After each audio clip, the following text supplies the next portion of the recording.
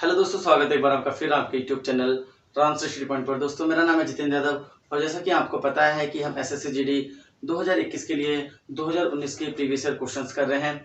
तो मैंने मैथ्स का अपलोड कर दिया है एक पार्ट, और अगर आपने इससे पहले 2 पार्ट एसएससी जीडी जीके के क्वेश्चंस नहीं देखे हैं तो उनको जरूर देख लेना। वो भी मैंने अपलोड किए हैं। ये आपको बहुत ज़्यादा हेल्प करेंगे ये पता करने में कि कैसे क्वेश्चंस आते हैं, कैसी मैथ्स आपको पढ़नी चाहिए, कैसे जीके पढ़नी चाहिए। जीके की 2 वीडियो मैंने अपलोड कर दी हैं, जिनको देखने के बाद मुझे ये पता चला कि अगर आप फैक्ट जो होते हैं हमारे जीके के उन पर ज़्यादा फोकस करें तो आपके 17-18 नंबर कहीं नहीं गए। बाकी थोड़ी सी और मेहनत करना, थोड़ा करंट पढ़ना, अभी आपको पता है ओलंपिक चल रहा है तो ओलंपिक पढ़ लेना, इन सबसे पढ़ लेना है ना आपके एग्जाम में। बुक्स का जो अगर मैं बात करूँ तो मैंने बुक्स हटाने की बात की हुई है कि फैक्ट आपके इतने आते हैं। तो दोस्तों आज हम सेकंड सेट करने वाले हैं मैथ्स का, तो चलिए स्टार्ट करते हैं। अगर आप इस चैनल पर नए हैं तो प्लीज़ अपने दोस्तों के साथ शेयर कर देना, चैनल को लाइक कर देना और बेल आइकन जरूर दबा देना। तो दोस्तों पहला क्वेश्चन हमारे पास है कि एक थैले में 1 रुपए, 2 रुपए और 5 रुपए के, है ना, 5 रुपए के मूल्य वर्ग के 420 सिक्के हैं। भाई 1 रुपए का सिक्के हैं, 2 रुपए के हैं और 5 रुपए के हैं। ठीक है, ये रुपए हैं, आपको पता होगा ये रुपए हमें दिए हुए हैं। और जो इनका अनुपात दे रखा है, मतलब कॉइन्स कितने हैं, जैसे 1 रुपए के कितने सिक्के हैं वो हमें दिया हुआ है 8, 1 और 5 के रेशियो में। तो देखो अगर आप एक बार बताओ, एक थैले में 1 रुपए के 8 सिक्के हैं तो उस थैले में 8 रुपए होने चाहिए थे। अगर 2 रुपए का एक ही सिक्का है तो 2 रुपए होने चाहिए थे। 5 रुपए के अगर 5 सिक्के हैं तो आपने कहा 25 रुपए होने चाहिए थे आपके उस पूरे थैले में। आपने देखा टोटल मिलाकर कितना हो रहा है, आपने कहा 35, और 35 की वैल्यू हमें कितनी दी हुई है क्वेश्चन के हिसाब से 420। हमसे पूछा है कि 5 रुपए के कितने सिक्के होंगे। तो दोस्तों आपको पता है कि 5 रुपए के कितने कॉइन्स हैं, आपने कहा 5। तो अगर हमें जिसकी वैल्यू निकालनी होती है, जैसे 5 रुपए की वैल्यू निकालनी है आपको, तो जिसकी वैल्यू दी हुई है उससे डिवाइड, यानी कि 420 हमें कितने की वैल्यू दी हुई है 35 की, और जिसकी निकालनी है उससे मल्टीप्लाई, यानी कि 5 से मल्टीप्लाई करेंगे, 5 से कट जाएगा 7 बार में, 7 से कटेगा ये 6 बार में, यानी कि 60 कॉइन्स जो होंगे वो क्या होंगे आपके आंसर में होंगे, और 60 कॉइन्स होंगे आपके 5 रुपए के। आई होप आपको समझ में आ गया होगा। अब अगले क्वेश्चन की ओर चलते हैं। देखो कुछ क्वेश्चंस मैं दोस्तों छोड़ दूंगा, जैसे जो बहुत इजी हैं या फिर जो पाई चार्ट पर हैं, क्योंकि पाई चार्ट बनाने में यहाँ पर टाइम लगेगा तो आपको दिक्कत होगी। तो अगला जो क्वेश्चन है आपके पास बोला है कि यदि पी क्यू से, जो पी है वो क्यू से भाई 40% कम है, तो आप सभी जानते हैं 40% की वैल्यू होती है 2/5, यानी कि अगर ये 5 है तो ये 3 होगा आपका, आपको पता है ये कम है, 2 कम है इसलिए 2 घटा दिया। हमसे पूछा है कि जो क्यू है वो पी से कितना ज्यादा है, तो आप बताओ जो क्यू है वो पी से कितना ज्यादा है। आपने कहा भाई कितना ज्यादा है, आपने कहा 2 ज्यादा है। कितना ज्यादा है, 2 ज्यादा है, और किससे, जिससे बोलते हैं उसको डिवाइड कर दें, तो 2/3 की वैल्यू कितनी होती है 66 से ही 2/3%। अब आप कहोगे आपने कैसे कर दिया। दोस्तों मुझे 1/3 की वैल्यू पता है, 33 से ही 1/3% होता है, उसका ट्वाइस तो करना है, ट्वाइस करेंगे तो 66 से ही 2/3% आ जाएगा। अब ये वैल्यू कैसे निकाली है, आप चाहो तो 100 के मल्टीप्लाई करके सॉल्व कर लेना, या फिर ये वैल्यू याद कर लो। अब आप कहोगे ये कहाँ से याद करेंगे, तो प्लेलिस्ट में जाना, परसेंटेज देखना, उसमें मैंने ये सारी वैल्यूज आपको कराई हुई है। आई होप दोस्तों आपको क्वेश्चन पसंद आया होगा और समझ में भी आ गया होगा। नेक्स्ट क्वेश्चन जो आपको दिया बोला है, यदि सोनू 20 मीटर प्रति सेकंड की स्पीड से चल रहा है, तो भाई हमें स्पीड दे रखी है उसकी, सोनू की स्पीड है 20 मीटर पर सेकंड की स्पीड से वो चल रहा है, तो सोनू 936 है ना किलोमीटर की दूरी, यानी कि हमें डिस्टेंस बतानी है 936, 936 किलोमीटर की दूरी चलने में कितना समय लेगा, वो भी घंटे में हमें ऑप्शंस दिए हुए हैं। तो आपको पता है कि यार ये जो चाल है वो तो घंटे में नहीं है, मतलब किलोमीटर पर घंटे में नहीं है, तो आपको किलोमीटर में जाना है तो आप डिवाइड कर लेंगे 18/5 से। किलोमीटर में जाने के लिए, किसमें जाने के लिए, किलोमीटर पर घंटे में जाने के लिए हम 18/5 से कर देते, 5 चौक 20, तो 18 चौक 72 हो जाएगा। क्या हो जाएगा, 18 चौक 72 किलोमीटर प्रति घंटे की रफ्तार से वो बंदा आपका जा रहा है। आपको क्या निकालना है समय, तो समय बराबर कितना होता है दूरी बटे चाल, तो 936 को आपको कितने से भाग कर देना है, 936 को हमें भाग करना है कितने से, 72 से। तो आपका जो ऑप्शन होंगे वो कितने होंगे आप देख लेना, 2 के पहाड़ में कितने टाइम जाता है, तो ऑप्शन होगा आपका 13, तो यानी कि 13 घंटे आपको लग जाएंगे अगर आप इसे डिवाइड करेंगे। तो दोस्तों आई होप आपको क्वेश्चन समझ में आया होगा कि कितने घंटे लग जाएंगे, आप इसे डिवाइड करना, 13 घंटे आपका आंसर आ जाएगा। हम इसे ऑप्शन से भी कर सकते हैं, ठीक है। तो दोस्तों देखो अगला जो क्वेश्चन है आपके पास वो ये है कि एक वस्तु को 15% की छूट देने के बाद, है ना, 4777 रुपए में बेचा गया। तो देखो अगर आपको पता है कि वस्तु का अंकित मूल्य क्या होगा, तो भाई छूट किस पे दी जाती है, अंकित मूल्य पर। तो आपको पता है कि अगर x अंकित मूल्य है तो इस पर आपने 15% की छूट दे दी, तो आपने कहा हमने इसको 85% में बेचा होगा, बराबर यही वैल्यू तो हमें दे रखी है 4777, 4777, ठीक है। अगर हम यहाँ से वैल्यू निकालें तो आप जानते हैं x की वैल्यू निकालेंगे तो 85 नीचे आएगा और इस परसेंटेज को हटाएंगे तो 100। आपने देखा 4777 इंटू 100 अपॉन आपका कितना आ जाएगा 85। तो ये शायद आप 17 से काट सकते हैं, आप इसको काट लो, 5 से काटते हैं पहली बार तो 5 से 17 पंजे 85 होता है, 5 से ये 20 बार में। अब पहली बात तो आप ऑप्शन में देख लेना, ठीक है, कि ऑप्शन में लास्ट में एक जीरो किसके साथ आ रहा है। तो आपने देखा एक ही ऑप्शन है वो है 5620, तो हमें इतना कुछ करने की जरूरत ही नहीं है, 5620 आपका आंसर हो जाएगा क्योंकि एक ही ऑप्शन में आपके पास जीरो है। क्योंकि आप जानते हैं इसको काटेंगे तो कभी उसमें नहीं कट सकता, एक ही जीरो आएगा। आप किसी की भी मल्टीप्लाई कर लो, जैसे अगर हम बात करें देखो 17 दूनी 14, इससे कटेगा तो एक परफेक्ट वैल्यू आएगी जो कि आप जानते हैं एक ही जीरो देगी, ठीक है, एक ही जीरो देगी। एक ही ऑप्शन था आपका जिसमें एक जीरो था, तो ऑप्शन नंबर आपका सी हो जाएगा। तो दोस्तों अगले क्वेश्चन की ओर हम चलते हैं। जो अगला क्वेश्चन है आपके पास वो ये है कि दो वस्तुओं का मूल्य 2 और 3 के अनुपात में, भाई सॉरी 3 और 2 के अनुपात में, ये 3 और 2 के अनुपात में है। बोला पहली वस्तु का मूल्य 40% बढ़ाया गया। भाई अगर इसको 40% बढ़ाया गया, 40% का आप सभी जानते हैं 40% की वैल्यू कितनी होती है, आपने कहा 2/5। तो आप इसका ना रेशियो में 0 और ये 0 मान लो, ये हम मान सकते हैं अपनी साइड से। क्यों माना? ताकि मुझे इसका 30 को 2/5 करने में फायदा हो। जैसे अगर मैंने इसको किया तो आप जानते हैं 5 दूनी 10, 6 दूनी 12 बढ़ा दिया गया। मूल्य कितना बढ़ा दिया गया? 12 मूल्य बढ़ा दिया गया। यानी कि जो मूल्य अभी हो जाता वो कितना हो जाता भाई? 30 में 12 जोड़ेंगे 42 हो जाना चाहिए था। तो हमसे बोला हुआ है तथा दूसरी वस्तु का मूल्य x% से घटाया गया है। तो आप जानते हैं कि 20 में से x% क्या कर दिया गया? घटा दिया गया। तो आपने कहा अगर x% घटा दिया जाता है तो 20 में से, ऐसे इस क्वेश्चन को वैसे आप ऐसे ना करें तो ज्यादा बेस्ट रहेगा, चलो पहले ऐसे कर लेते हैं। तो देखो भाई अगर हम इसमें से इसका x% घटाते हैं तो आप देखते हैं कि 20 का x% कितना होगा। आपने देखा 20 पंजे 100, x/5 यानी कि इसमें से कितना घटा दिया गया? x/5 घटा दिया गया। आपने कहा x/5 घटा दिया गया। अब जो रेशियो हो जाता है, ठीक है, ये इतना तो बहुत आसान सा काम था, आप डायरेक्ट कर पाते।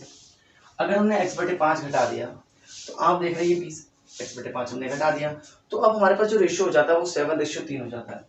कितना हो जाता है? 7:3। लेकिन दोस्तों देखो आप मेरे हिसाब से देख रहे हैं कि ये रेशियो इतना हो रहा है। तो आपने देखा 7 की वैल्यू कितनी दे रखी है? 42, यानी कि 1/6 दे रखा है। तो जब हम इसका भी 1/6 करेंगे, है ना, इसका भी 1/6 करें तो 3 आना चाहिए। कितना आना चाहिए? 3 आना चाहिए। तो आपने देखो इसका एलसीएम ले लिया 20 पंजे 100 माइनस x/5, इसका भी 1/6 जो होना चाहिए 1/6, वो किसके इक्वल होना चाहिए? आपने कहा 3 के इक्वल होना चाहिए। तो देखो 5 6 30, 5 6 कितना हो जाएगा आपका? 30, और 30 को भी आप उधर लेके जाएंगे तो 90 बना देगा। तो आपने देखा 100 माइनस x की जो वैल्यू आ रही है ना वो 90 आ रही है। आपने देखा x का मान कितना आ जाएगा? 10। तो बहुत ही सिंपल था, आपका x का मान 10 हो जाएगा। आप इसमें लड़ाई कंसेप्ट भी लगा सकते हैं, ठीक है, आप क्या करें इसमें लड़ाई कंसेप्ट से भी इस क्वेश्चन को कर सकते हैं। आई होप आपको ऐसे समझ में आ गया होगा। ऐसे भी इजी है, आप अगर लड़ाई कंसेप्ट लगाएंगे तब भी ये इजी हो जाएगा। देखो दोस्तों अगला जो क्वेश्चन है आपके पास वो ये है u, और जो v का रेशियो दे रखा है हमें वो 4:7 दे रखा है, और v और w का जो रेशियो दे रखा है वो हमसे दे रखा है 9:7। ठीक है, तो हमसे बोला कि जो अगर u की जो वैल्यू है, यानी कि जो u आपके पास अगर 72 है तो आपको w की वैल्यू बतानी है। तो देखो w की वैल्यू बतानी है, और मैंने आपको बताया था कि अगर हमें u, v और w का रेशियो निकालना होता है तो बहुत आसान होता है। कैसे निकालते हैं बच्चों? 9 चौक 36, 7 9 63 और 7 7 49, यही निकालते हैं। आपने देखा 36 की वैल्यू दे रखी है हमें, तो जिसकी हमें w की वैल्यू निकालनी है ना, तो जिसकी वैल्यू दे रखी है उससे डिवाइड 36 की वैल्यू दे रखी थी, और जिसकी निकालनी है उससे मल्टीप्लाई निकालनी किसकी है? w की, तो w की 49 है। आप देखेंगे 8 से हम काटें अगर इसे, तो 8 ने 72, और 8 से तो नहीं कटेगा, 9 से कट जाएगा, 9 8 72 और 9 चौक 36, 4 से 2 बार में कट जाएगा। वैसे 36 दूनी 72 ही होता है। तो 54 दूनी कितना हो जाएगा आपका? आपने कहा 9 दूनी 18 और 4 दूनी 8 और 1 98, तो आपका 98 क्या हो जाएगा? आंसर हो जाएगा। तो इसका जो राइट आंसर होगा वो 98 होगा। बहुत ईजी है ये रेशियो निकालना, मैंने आपको सिखाया है। पिछले सेट में भी ये रेशियो का क्वेश्चन आया था, इस सेट में भी रेशियो का क्वेश्चन है। तो आप देख रहे होंगे कि रेशियो से जरूर ना जरूर एक क्वेश्चन पूछा जा रहा है। तो दोस्तों अगला जो क्वेश्चन है वो आपके सामने ये है कि उसमें हमें क्या दिया हुआ है। देखो बोला है यदि एक राशि 5 वर्षों में साधारण ब्याज की दर पर 5 वर्षों में कितनी होगी भाई? 5 साल में हो गई 10,650, और 6 वर्षों में ये कितनी हो जाती है? 11,076। तो आप ये देखो हमसे पूछा अगर राशि क्या होगी। अब कुछ लोग इसमें ना रेट निकालने की कोशिश करेंगे।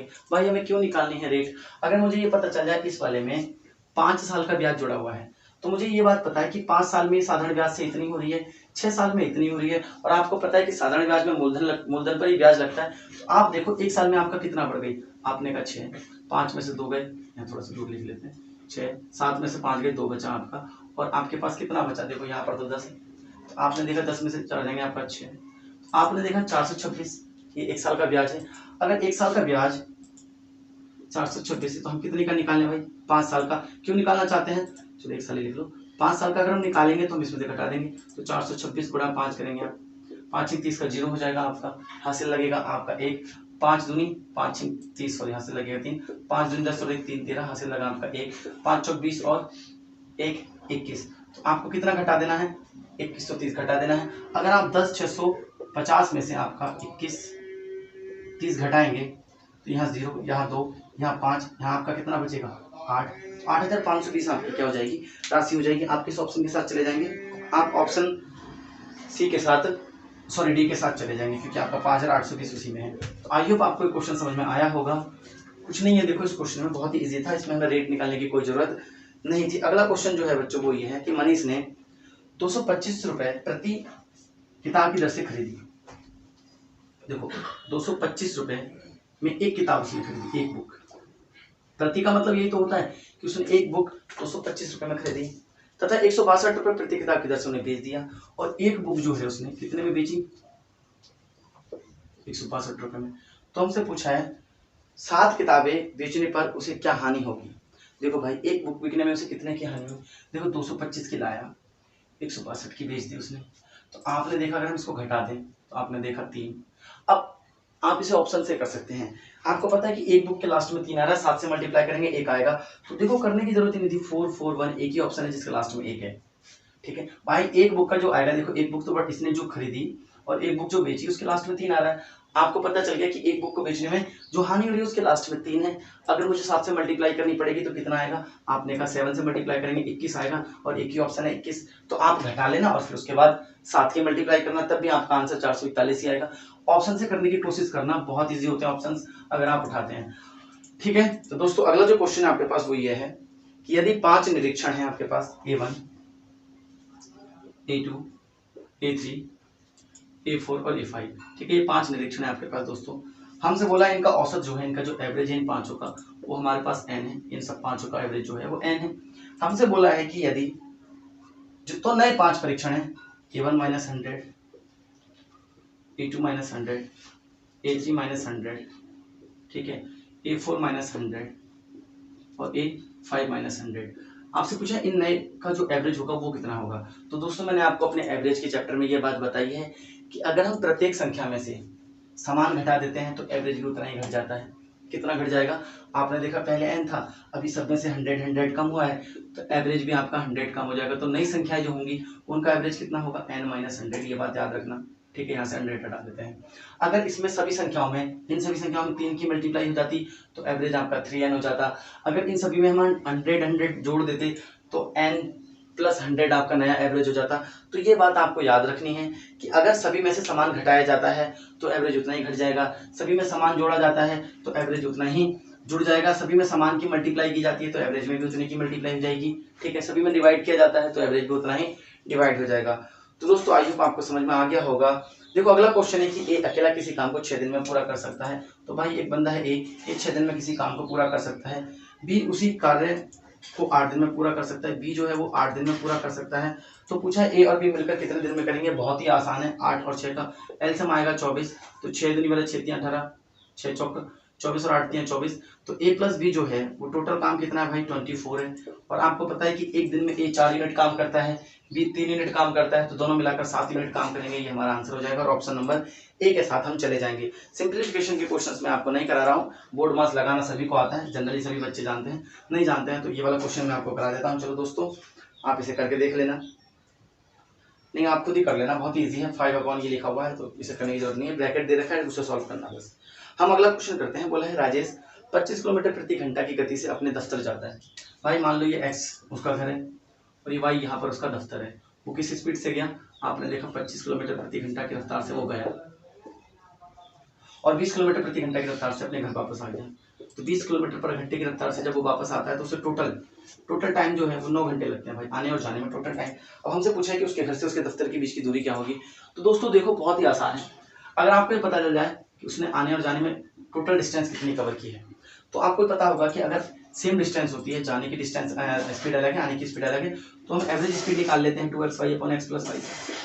अगर मैं निकालूं तो आपने देखा 2 गुणा 25 गुणा 20, और आप जानते हैं नीचे 45 हो जाएगा क्योंकि 25 और 20 को जोड़ेंगे 45, तो 5 से काट लेंगे, 5 पंजे 25, 5 नहीं 45। तो आपने देखा तो और कुछ करने से रहा, तो 20 पंजे 100, ये 200/9 मीटर पर सेकंड है, तो मीटर पर सेकंड, किलोमीटर है तो किलोमीटर प्रति घंटा आ जाएगा। ठीक है, किलोमीटर प्रति घंटा। अगर आप दूरी निकालेंगे तो ये दूरी कौन सी निकलेगी भाई, आने और जाने की टोटल दूरी, हम इसे 2 से डिवाइड कर लेंगे। तो आपने कहा अगर हम दूरी निकालें तो दूरी वाला कितना होता है, 4 गुणा समय, 4 है भाई आपके पास बटे 9, समय है आपके पास 9। आपने देखा आने और जाने में वो 200 किलोमीटर चल रहा है, तो भाई 200 किलोमीटर गया होगा, 100 किलोमीटर वापस आया होगा, तो डिस्टेंस कितनी होगी आपकी 100 किलोमीटर। ये क्वेश्चन बहुत ही आसानी से आपका हो जाता है, आंसर कितना आ जाएगा आपका 100 किलोमीटर आपके ऑफिस की उसके घर से ऑफिस की दूरी होगी। बहुत ही इजी क्वेश्चन था, आप वीडियो को थोड़ा रोक कर करना, प्रैक्टिस कर रहे हैं दोस्तों, इसलिए थोड़ा स्पीड रखेंगे, वरना आपको पता है कि इसे करने में ही आपका कम से कम 45 मिनट खर्च हो जाएंगे, क्योंकि मैथ्स है भाई एकदम मुझे एक्सप्लेन भी करना है, मैं अपना एग्जाम तो दे नहीं रहा। जो आप कहोगे कि आप तो कहते हो कि हम मैथ्स को 25 मिनट में कर सकते हैं, 20 मिनट में कर सकते हैं, भाई तब कर सकते हैं जब हम खुद कर रहे हैं। आपको मैं पढ़ा रहा हूँ तो आपको समझाना पड़ेगा, बोलना पड़ता है बीच में। अगला क्वेश्चन है आपके पास, अनिल, दीपक और दिनेश एक काम को 25 दिन में कर सकते हैं। अनिल, दीपक और दिनेश किसी काम को कितने दिन में कर सकते हैं, 35 दिन में कर सकते हैं। बोला है अनिल और दिनेश, ठीक है भाई, उसी काम को कितने दिन में कर लेते हैं, समान काम को 60 दिन में कर लेते हैं। तो दीपक एक अकेला उसी काम को कितने दिन में करेगा। देखो दीपक की हमें एफिशिएंसी निकालनी पड़ेगी, दीपक, यह दिनेश और यह है दिनेश और अनिल। तो भाइयों आपको पता है कि एलसीएम कैसे लेते हैं इसका, आपने कहा 60 हमने लिख लिया, तो 5 से 7 बार में कटेगा, 5 से 12 बार में। आप देख रहे हैं कि इसमें इसका क्या कॉमन नहीं है, आपने कहा 7, तो भाई यहाँ 7 लिखना पड़ेगा। ठीक है, अभी 7×42 आप कहोगे आपने कैसे निकाल लिया, मैंने ऐसे निकाला भाई, इन दोनों में से जो बड़ा है मैंने टाइम एंड वर्क में बताया उसको लिख लो, 35 से डिवाइड करके देखो, 5 से कटेगा ये 12 बार में, 5 से कटेगा 7 बार में, क्या ये कट रहा है 35 का, नहीं कट रहा है, तो ये सिंपल सी बात है, लिख लो। क्योंकि अगर कट जाता तो वो एलसीएम होता, आप जानते हैं एलसीएम क्या होता है, जो सब में कट जाता है। तो आइए आपको समझ में आया होगा ये मैंने कैसे लिखा, नहीं आया तो टाइम एंड वर्क एक बार देख लेना। अब 5 से 7 बार में कटेगा, 7 से 5 बार, 5 से 12 बार में कट जाएगा, ये 7 बार में। तो आपने देखा अनिल और दिनेश की जो इफिशियंसी है, अनिल और दिनेश की इफिशियंसी जो है वो भाई कितनी है 7, तो ये तो 12 हो रही है, तो 5 सिंपल सी बातें सीख रही होगी। अगर इसकी 5 है तो आपको कितना काम कराना है, आपने कहा 7 गुणा 7 हमें काम कराना है किससे, दीपक से, ठीक है, और उसकी एफिशिएंसी कितनी है 5, तो 5 से 12 बार में कट जाएगा, तो 12 सत्ते 84, यानी कि उसे कितने दिन लगेंगे उस काम को करने में, 84 दिन। बहुत ही बेसिक से मैंने आपको टाइम एंड वर्क पढ़ाया है दोस्तों, आप एक बार पढ़कर देखना, मजा ना आए तो आप मुझे कमेंट सेक्शन में कहना, दोबारा से टाइम एंड वर्क पढ़ाएंगे, क्योंकि अभी मैंने कुछ दिन पहले ही शुरुआत की थी। ठीक है, तो ऐसा होता है कि जब आप कैमरे के सामने पहली बार आते हैं तो आपको थोड़ा हेसिटेशन होता है, तो टाइम एंड वर्क में पहली वीडियो में आपको थोड़ा सा लगेगा कि बंदा हेसिटेट हो रहा है, लेकिन बाद में अगर आप जैसे जैसे जाएंगे तो कॉन्फिडेंस और हेसिटेशन सब खत्म हो जाएगा। तो देखो अगला क्वेश्चन जो दिया हुआ है वो दोस्तों चक्रवृद्धि ब्याज से है। बोला है एक राशि चक्रवृद्धि ब्याज पर 3 वर्षों में, 3 साल में 5 गुना हो गई, मतलब सिंपल सी बात है 1 से वो 5 हो गए भाई। बोला है तो कितने वर्षों में भाई खुद का 25 गुना हो जाएगी, कितना हो जाएगी, कितने वर्षों में वो खुद का 125 गुना हो जाएगी। तो भाई आप देखो 125 का मतलब कितना होता है, आपने कहा 125 का मतलब होता है 5 की पावर 3, कितना होता है 5 की पावर 3। तो आपको कुछ नहीं करना है, देखो 1 से 5 हुई, 1 से 5 की पावर 3 हुई, तो वो कितनी बार टाइम लैग किया होगा, जैसे 1 से 5 हुई वो 3 साल में, फिर अगले 1 से 5 हुई होगी वो 3 साल में, अगले 1 से 5 हुई होगी 3 साल में, तो आपने देखा 125 जो होगी वो 3 3 3 9 साल में होगी। तो हम डायरेक्ट मल्टीप्लाई कर लेते हैं इसकी और इसकी, 3 3 9 साल आपको लग जाएंगे, इतना कुछ करने की जरूरत ही नहीं पड़ेगी। बस आप देख लो कि 5 से 125 हो रहा है, कितनी पावर बढ़ गई, आपने कहा 3, तो बस 3 की मल्टीप्लाई कर दो आपके समय में जो दिया था। समझ में आ गया होगा, क्वेश्चन नहीं आया तो फिर वही बात कहूंगा कि पहले मैथ्स को पढ़ो फिर प्रैक्टिस में आना, बिना मैथ्स पढ़े प्रैक्टिस करना फिजूल की बात है, टाइम वेस्ट करना है। अगला क्वेश्चन है गेंदबाज ने लगातार 15 मैचों में ये किया है, आप जानते हैं बहुलक निकालना है। ठीक है, बहुलक निकालना है भाई, तो उसका कोई आप सभी को पता होगा, जो सबसे ज्यादा बार आया है वही आएगा, तो इस क्वेश्चन को हम छोड़ रहे हैं, सभी को बहुलक निकालना आता है। अगला क्वेश्चन है आपके पास 2 की पावर 3 गुणा 3 की पावर 5 गुणा तथा एंड 3 की पावर 3 गुणा 5 की पावर 2 का महत्तम समावर्तक का मतलब होता है एलसीएम आपको निकालना है। तो दोस्तों आप सभी को आता है एलसीएम क्या होता है, highest sorry least common factor. क्या होता है लीस्ट कॉमन फैक्टर। आपने देखा है 2 की पावर तो 2 ही हो रही है, 2 की पावर 3 हो रही है, तो पहले कॉमन ले लेते हैं भाई। तो आपने देखा ये तो दोनों आ जाएंगे, क्या आ जाएंगे, आप जानते हैं यही आंसर होगा यार इसका, ज्यादा कुछ करने की जरूरत नहीं, 2 की पावर 3, क्योंकि बाद में कॉमन लेने से अच्छा ये ले लो। क्योंकि हम एलसीएम में क्या करते हैं, जो कॉमन होता है वो तो लेते हैं, जो कॉमन नहीं होता वो भी लेते हैं फैक्टर में। तो आपने देखा इसमें कॉमन क्या था, आपने देखा 3 की पावर 3 था तो हमने लिखना था, फिर 5 की पावर 2, और जो नहीं बच रहा था भाई वो भी तो लेना था। तो इससे अच्छा आप क्या ले लो, जो सबसे हाईएस्ट पावर है इनकी, वही आपका एलसीएम हो जाएगा। तो बहुत ही आसान है इसका एलसीएम लेना। तो आपने कर लिया होगा दोस्तों, आई होप आपको समझ में आ गया होगा। अच्छा सॉरी यार, ये 5 की पावर 2 है, ये गलत कर दिया हमने। ठीक है दोस्तों, यहाँ पे गलत किया है, एलसीएम लेना है तो पहले तो हमें वो लेना पड़ेगा, मैंने गलती की है। आपको पता है कि एलसीएम क्या होता है, एलसीएम पूछा, लघुत्तम समावर्तक पूछा है, कम महत्तम समावर्तक पूछा भाई, एचसीएफ सॉरी एचसीएफ पूछा हमसे, इस क्वेश्चन में पढ़ने में मिस्टेक हुई। अगर आपको पता है कि एचसीएफ क्या होता है, जो इन दोनों को डिवाइड कर सके, तो आपने कहा देखो मैं सबसे ज्यादा कॉमन कौन आ रहा है, आपने देखा यार 3 की पावर 3 ही बस इसमें कॉमन है, और तो कुछ है नहीं, तो बस 3 की पावर 3 ही आपका क्या होगा, एचसीएफ होगा। और अगर एलसीएम की बात कर देता, एलसीएम की बात करता हम 3 की पावर 5 लेते हैं, एलसीएम में लेते हैं हम 3 की पावर 5, और भैया इसकी पावर सबसे ज्यादा कौन सी है, 2 की पावर 3 भी लेनी पड़ती, 2 की पावर 3 भी लेते, साथ में 5 की पावर 2 भी लेते, भैया यही आपका एलसीएम होता। तो आपको समझ में आया होगा HCF least sorry highest common factor कौन है, हाईएस्ट 3 की पावर 3, इसके अलावा कुछ कॉमन नहीं आ रहा है। एलसीएम लीस्ट कॉमन फैक्टर सब कुछ लिया जाएगा, जो कॉमन आ रहा है। आई होप आपको समझ में आया होगा। नेक्स्ट क्वेश्चन की ओर चलते हैं, नहीं आया हो तो कमेंट सेक्शन में बताना, एक बार थोड़ा सा स्पीड रखो अपनी, तभी जाके आप इसको 30 मिनट में कर पाएंगे। अगला क्वेश्चन है आपके पास, यदि एक वस्तु का क्रय मूल्य 220 रुपए, यानी कि हमें जो सीपी है भाई वो दे रखा है 220 रुपए। अब क्वेश्चन एग्जाम में करने के लिए 220 लिखना जरूरी होता है क्या, तथा 20% लाभ है, क्रय मूल्य 220 रुपए तथा 20% लाभ है, तो वस्तु का विक्रय मूल्य क्या होगा। कहने का मतलब 20% लाभ पर बेचनी है, तो 220 को अगर 20% लाभ पर बेचना है तो भैया 120 में बेचनी पड़ेगी, गुणा परसेंटेज को नीचे कर देंगे, 20 से 20 कट जाएंगे, 12 दूनी 24, किसके लास्ट में 4 आ रहा है, आपने देखा एक ही ऑप्शन है 264, तो बस 264 है, मल्टीप्लाई करने की जरूरत ही नहीं पड़ेगी। बस ऑप्शन देखा करो, 12 दूनी 24, किसी के लास्ट में 4 आ रहा है, ऑप्शन देखा 2 में आ रहा है तो थोड़ा आगे मल्टीप्लाई कर लेंगे, नहीं तो नहीं करने की जरूरत है। आइए आपको समझ में आ गया होगा ये क्वेश्चन। अगले क्वेश्चन की ओर चलते हैं भाइयों। बोला एक कमरे की लंबाई चौड़ाई तथा ऊंचाई 21, 12 और 16 है, 21, 12 और 16 है, क्या दे रखा है 21, 12 और 16 दी हुई है। तो हमसे बोला है उस कमरे में रखी जाने वाली सबसे बड़ी छड़ की लंबाई क्या होगी। तो आप जानते हैं कि इसमें हम विकर्ण निकालते हैं, क्या निकालते हैं, विकर्ण, और ये घन बन रहा है घनाभ, तो विकर्ण कितना होता है आप जानते हैं, L² + B² + H²। तो आप जानते हैं कि इसको लिखेंगे, क्या लिखेंगे, 21 का स्क्वायर 441, 12 का स्क्वायर 144, 16 का स्क्वायर 256। आप इसे ऐड करेंगे तो आपने देखा लास्ट में ऐड करने के बाद कितना आएगा, 6 4 10 और 1 है ना, क्या आएगा 1 आएगा।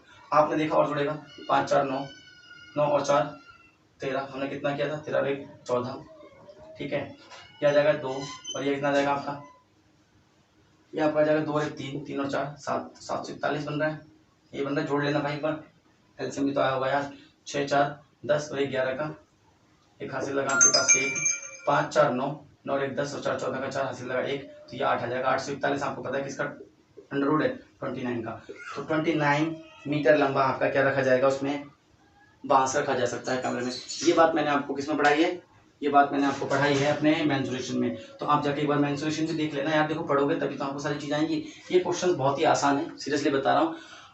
मैंने जब SSC GD 2019 का एग्जाम दिया था तो मेरे 25 में से 25 मार्क्स थे, एक नंबर कटा था शायद, हाँ 24 थे।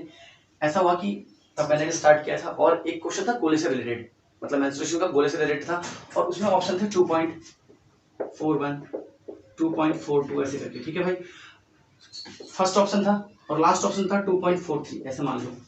तो मैंने क्या किया 2.4 देखा और इस पर टिक कर दे जल्दी में, होपलेस होना ही नहीं है भाई, अगर ऑप्शन मैच कर रहे हैं ना, और ऑप्शन क्या था 4 इसकी वजह से मेरा नंबर कट गया था सोचो। तो आपको थोड़ा सा ऑप्शन पे ध्यान रखना है। आई होप आपको क्वेश्चन समझ में आ गया होगा। देखो अगला क्वेश्चन है एवरेज का, मस्त तरीके से आप समझाऊंगा। बोला अध्यापक के वजन को शामिल करने पर 22 छात्रों के समूह का जो औसत वजन है वो भाई 1 किलोग्राम बढ़ गया। तो 22 छात्र थे भैया, टीचर को काउंट किया तो एवरेज जो है वो 1 प्लस हो गया, यानी कि 23 लोगों का एवरेज 1 बढ़ गया, यानी कि 23 साल बढ़ गए।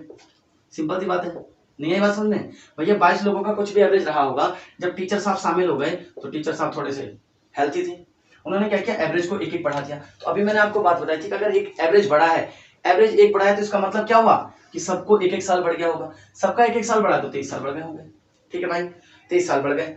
तो बोला है यदि 22 छात्रों के समूह का आरंभिक औसत वजन भैया कितना था इनका, 22 लोगों का 31 था।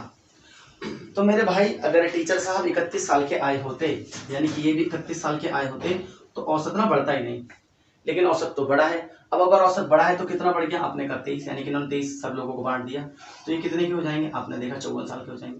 तो जो टीचर साहब होंगे उनका वजन कितना होगा, 54 kg। बहुत ही मस्त तरीके से मैंने आपको समझा दिया। इसके लिए आपको पेन पेंसिल कुछ भी उठाने की जरूरत नहीं है, थोड़ा सा दिमाग लगाने की जरूरत है। आई होप आप कर पाए होंगे इस क्वेश्चन को। नेक्स्ट क्वेश्चन देखते हैं। अगला क्वेश्चन है, यदि एक वर्ग के विकर्ण की लंबाई, तो वर्ग जो होता है भाई उसका विकर्ण कितना होता है, आप सभी जानते हैं, a√2 होता है। इसी की लंबाई दे रखी है, a√2 की जो लंबाई हमें दे रखी है वो 10√2 दे रखी है। आपने देखा √2 से √2 निपट गया, a की वैल्यू आ गई आपके पास 10। हमसे क्वेश्चन में बोला है तो वर्ग का क्षेत्रफल क्या होगा, सभी बच्चे बता देंगे कि 100 होगा। अब लिखने की जरूरत है क्या, 10 का स्क्वायर यानी कि भुजा स्क्वायर होता है। अगर आप SSC की तैयारी कर रहे हैं तो आपको लिखने की जरूरत नहीं है। और दोस्तों ये सेट खत्म हो जाता है, एक आध क्वेश्चन मैंने छोड़ा, जैसे भोलक वाला छोड़ दिया, पाई चार्ट का छोड़ दिया, बाकी सारे क्वेश्चंस मैंने आपको बहुत ही अच्छे तरीके से समझाने की कोशिश की है। अगर आपको लगता है कि मेरी स्पीड ज्यादा हो रही है तो दोस्तों पहले जाके मेरे मैथ्स के क्या देखना, क्वेश्चंस देखना जो मैंने मैथ्स पढ़ा है, परसेंटेज देखना है आपको, लॉस एंड प्रॉफिट देखना है, CI SI देखना है, और थोड़ा बहुत मेंसुरेशन देखना है। ट्रेन देखना, आपके एग्जाम में ट्रेन से क्वेश्चंस जरूर बनते हैं। तो आई होप दोस्तों आपको ये सेशन अच्छा लगा होगा। अगर अच्छा लगा तो अपने दोस्तों के साथ शेयर सब्सक्राइब चैनल को जरूर कीजिएगा। चलिए मिलते हैं आपसे नेक्स्ट वीडियो में।